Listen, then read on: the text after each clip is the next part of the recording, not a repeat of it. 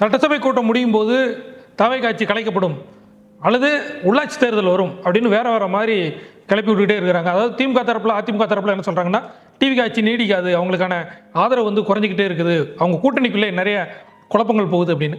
TVK தரப்பில் என்னென்னா, கூட்டணி ஸ்ட்ராங் ஆகிக்கிட்டு இருக்குது, உள்ளாட்சி தேர்தலில் நாங்கள் தான் ஜெயிக்க போகிறோம், எல்லாருக்குமே பதவிகளை வந்து பிரித்து கொடுக்க போகிறோம் அப்படின்னு சொல்லி.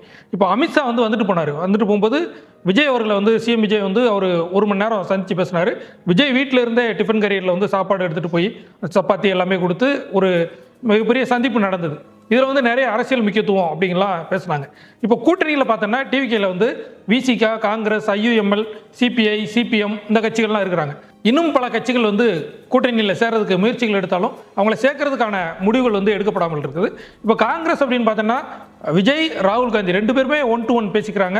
அடிக்கடி ஃபோனில் பேசுறது, அந்த மாதிரி அரசியல் நிலவரங்கள் பேசுறதுனால காங்கிரஸும் டிவிகேவும் கூட்டணி ஸ்ட்ராங்காக இருக்குது அப்படின்னு சொல்கிறாங்க. ஆனால் இன்னொரு பக்கம் அமித்ஷாவோட அந்த சந்திப்பு, அமித்ஷாவும் விஜயும் நெருங்கி பேசுனது, இது வந்து காங்கிரஸில் பிடிக்கல அப்படிங்கிறனால தான் மாணிக்க தாகூர் வந்து பேட்டி கூட கொடுத்துருந்தார். இது வந்து ரசிக மனப்பான்மையோடு இருக்கிறாங்க அவங்க டிவிகே தொண்டர்கள், அதனால் அவங்க எப்படி வந்து இது அரசியலுக்கு சரிப்பட்டு வரும் அப்படிங்கிற மாதிரி மாணிக்க தாகூர் சொல்லியிருந்தார். டிவிகேயில் இருக்கக்கூடிய அமைச்சர்களும் சரி, மாவட்ட செயலாளரும் சரி, இப்போ சிஎம் அடுத்து பிஎம் அப்படின்னு சொல்லி ரீல்ஸ் எல்லாம் போட்டு ஹிந்திலேயே நிறைய ரீல்ஸ் எல்லாம் வர ஆரம்பிச்சிட்டு, அப்போது பிரைம் மினிஸ்டர் பதவி வந்து விஜய் தான் வரப்போகிறாரு, துணை பிரதமர் வேணா ராகுல் காந்தி வரலாம் அப்படிங்கிற மாதிரியான ஒரு பேச்சு வந்து தொடங்குனால காங்கிரஸ் தொண்டர்களுக்கு அது வருத்தமாக இருக்குது. ஒருவேளை காங்கிரஸ் கட்சியினுடைய ஸ்ட்ராட்டஜியாக கூட இருக்கலாம், ராகுல் காந்திக்கான செல்வாக்கு, பிரியங்கா காந்திக்கான செல்வாக்கு, அதை வந்து இது பண்ணுறதுக்காக விஜயை கூட அவங்க பிரதமர் வேட்பாளரை முன்னிறுத்தி காங்கிரஸ் அந்த இந்தியா கூட்டணியை அதை எலெக்ஷனை வந்து கண்டக்ட் பண்ணலாம். அப்படியே இருக்கும்போது யார் வந்து பிரதமர் வேட்பாளர் அப்படிங்கிற பிரச்சனை வந்து தேர்தல் வரும்போது தான் தெரியும். இப்போதைக்கு அந்த காங்கிரஸ் டிவிகே கூட்டணி ஸ்ட்ராங்காக தான் இருக்குது. விசிகே வந்து விசிகேக்குள்ளே 2 பிரிவாக இருக்குது. ஒன்று திமுக விசிகே, இன்னொன்று டிவிகே விசிகே அப்படின்னு இருக்கும்போது இந்த உளுந்தூர்பேட்டை மாநாடு, அதுக்கப்புறம் வந்து திருமாவளவனுடைய செயல்பாடு, இதெல்லாம் பார்க்கும்போது டிவிகே கூட ரொம்ப ஸ்ட்ராங்காக இருக்கிறாங்க விசிகே அப்படிங்கிறது நம்ம வெளிப்படையாக தெரிஞ்சாலும் உள்ளுக்குள்ளே வந்து ஒரு புகைச்சல் இருந்துகிட்டே இருக்குது. சிந்தனை செல்வன், ஆளூர் சானவாஸ் இவங்களுக்கெல்லாம் ஏதாவது வாரிய தலைவர் கொடுப்பாங்களா, கொடுத்து தக்க வைப்பாங்களா அப்படிங்கிறது ஒரு கேள்விக்குறியாக இருக்குது. விசிகேக்குரிய அந்த ஸ்பான்சர் எல்லாமே வந்து ஆதவர்ஜனா தான் பண்ணார் அப்படிங்கிறனால ஆதவர்ஜனாவுடைய செல்லப்பிள்ளையாக விசிகே இருக்கிறாங்க, அதனால் கூட்டணியை விட்டு போக மாட்டாங்க அப்படிங்கிறது இருக்குது.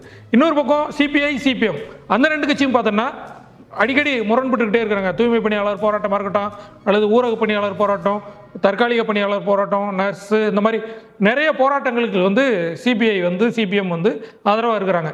அதே மாதிரி சென்னையில் வந்து எம்டிசி பேருந்துக்கு வந்து தற்காலிக பணியாளர் நியமித்தது, கண்டக்டர் டிரைவர் வந்து வெளிமாநிலத்தை வந்து கொண்டு வரீங்களா அப்படிங்கிறது, அவங்க சிபிஎம் சிபிஐ பற்றி அந்த கணக்கெடுப்பு சொன்னது, கம்யூனிஸ்டுகள் பற்றி கணக்கெடுப்பு சொன்னது, மாணவர்கள் வந்து இவங்களுடைய போராட்டத்தில் கலந்துக்கிடக்கூடாதுன்னு சொன்னது, தலைமைச் செயலாளர் சாய்குமார் வந்து அவர் தன்னிச்சையாக முடிவெடுக்கிறாரு, டெல்லியினுடைய சொல்ல கேட்டு முடிவெடுக்கிறாரு, அதனால் இது நிர்வாகம் வந்து விஜய் பண்ணலை, அதிகாரிகள் பண்ணுறாங்க, அதிகாரிகள் வந்து டெல்லியிலேருந்து இயக்குறாங்க அப்படிங்கிறத வெளிப்படையாக அவர் சண்முகமே மேடையில் பேசியிருந்தார்.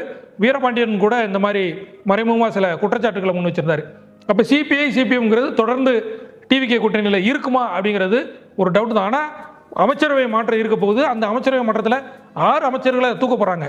அப்படி தூக்கும்போது சிபிஐ, சிபிஎம்ல இருந்து தலா ஒரு அமைச்சர்கள் வந்து உள்ளே வரதுக்கு வாய்ப்பு இருக்குது.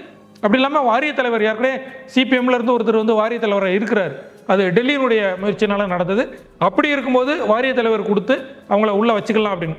ஏன்னா சிபிஐ, சிபிஎம்னுடைய மாநில தலைவர்கள் வந்து முரண்பட்டு இருந்தால் கூட டெல்லி தலைவர்கள் வந்து டிவிகே கூட, விஜய் கூட, காங்கிரஸ் கட்சியோட ரொம்ப நெருக்கமாக இருந்துகிட்டு இருக்கிறாங்க. அப்படிங்கும்போது அந்த கூட்டணிக்கு பெரிய பாதிப்பு இருக்காது அப்படிங்கிறது சொல்கிறாங்க.